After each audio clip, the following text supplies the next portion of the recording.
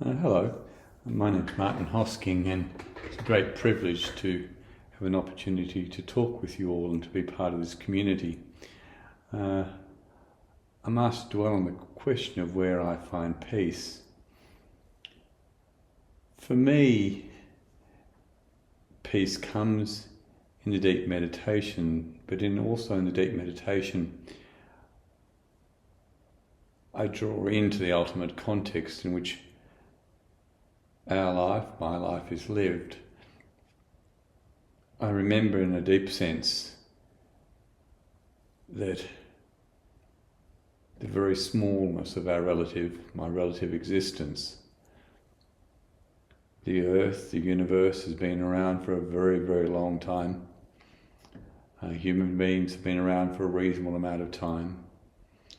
There's every reason to believe that human beings will be around for many, many more years, and so we're likely to be much closer to the beginning of human existence, the end. In a similar way, we exist on a small planet amongst trillions of stars, trillions of galaxies, and the potential of that vast universe is far beyond our comprehension.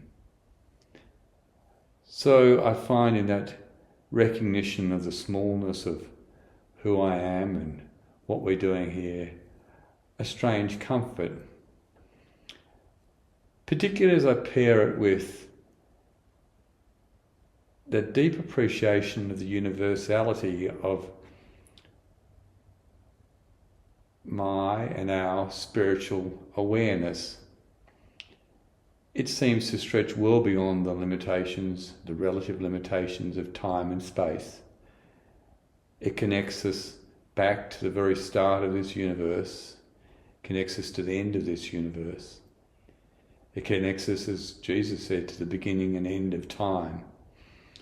It connects us all to each other, and it connects all of us to everything else, all sentient and indeed non-sentient elements within this universe. That connection gives a different context.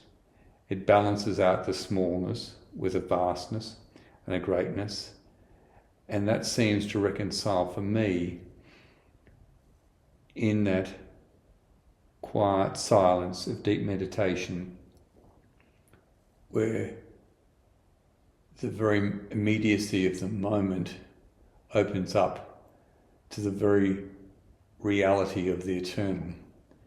And I move beyond time and space, beyond matter and energy, and I recognise and am able to see those things as passing, as ultimately impermanent, as are all things.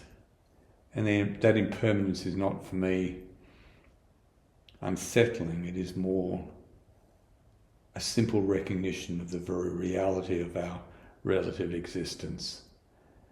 And that gives context to what often is and is perceived as the disharmony and the disquiet of time and space and the reality which we experience. So as we move into meditation, I invite you all and myself to dwell on the immediacy of the now, the possibility and the potential of the eternity, the immediacy of the here, and the reality of the vastness of where we are and what ultimately connects us beyond all of that vastness. Thank you very much.